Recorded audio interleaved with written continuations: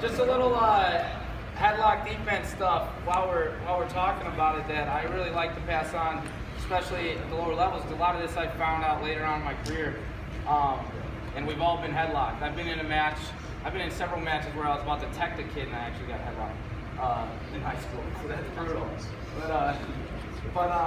So why we're getting headlocked a lot of times is because of this, leaning over and pressuring. In Greco, and what you can carry on, into your folk style a little bit is when I'm here or someone's headlocking me. If I keep my hips in and my head up, he can't headlock me. If I stay strong here, he goes for a headlock. You keep pulling back. It's awesome. I actually wrestled Luke Sheard, the guy I'm talking about, before he pinned Jaden Cox.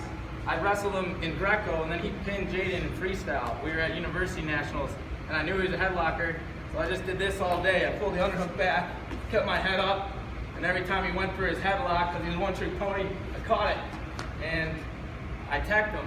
But if I would have budged even a little bit, he probably would have ripped my head off.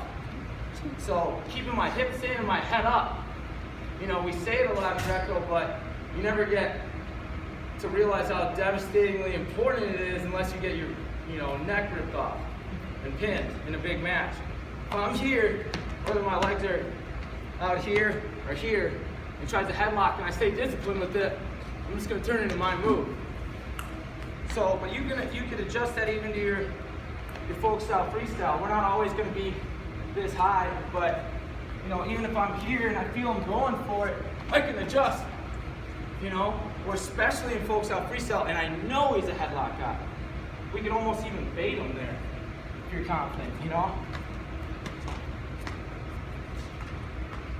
As long as I keep my hips in, head up, and I'm going backward, I'm good. But you gotta remember, you gotta stay disciplined there.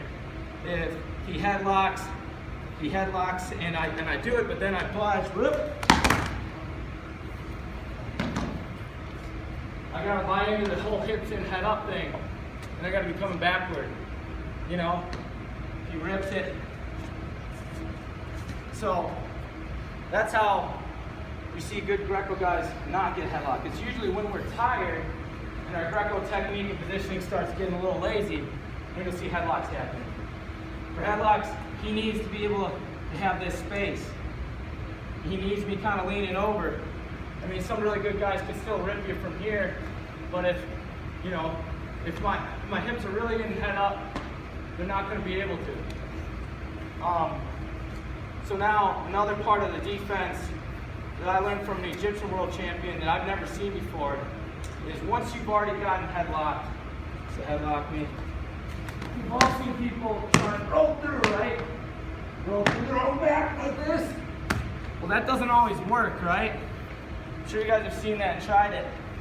So I was actually trying to qualify the weight for the Olympics, and I got headlocked by the Cuban who ended up winning the silver medal. And talk about another time got headlocked in devastating fashion at an important time.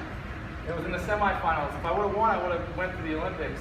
I got headlocked, tried to roll him through, they called the pin. But after, this guy who coached me is a world champion from Egypt. He showed me this one. So after you get headlocked, boom, instead of trying to roll through your own back, bring your hips close. Bring your hips close and pop off your back. Pop this way.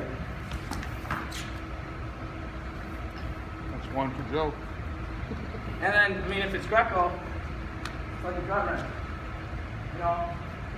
Get a headlock, sure, other side, boom. Instead of going through, I'm walking my hips close. I'm popping off my back.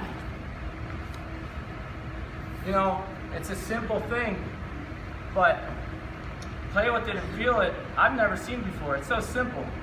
Everybody I've seen is roll through or punch the back, trying to get your arm through.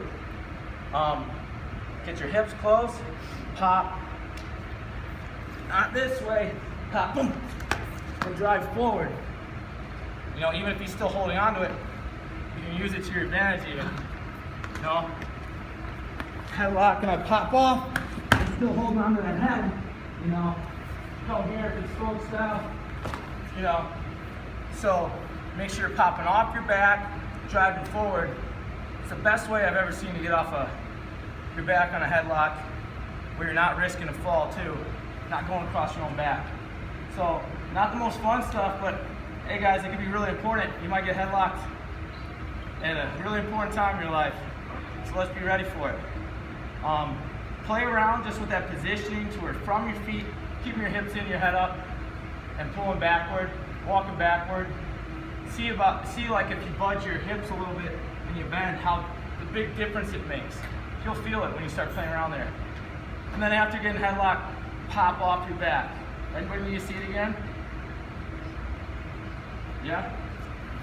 So, first off, if he's going for a headlock, if I keep my hips in and my head up, or even if I adjust, if it's more folk style, you know, he goes to hip, and I keep my hips in and my head up, and I'm pulling backward, he's not going to be able to headlock me here. If he keeps trying,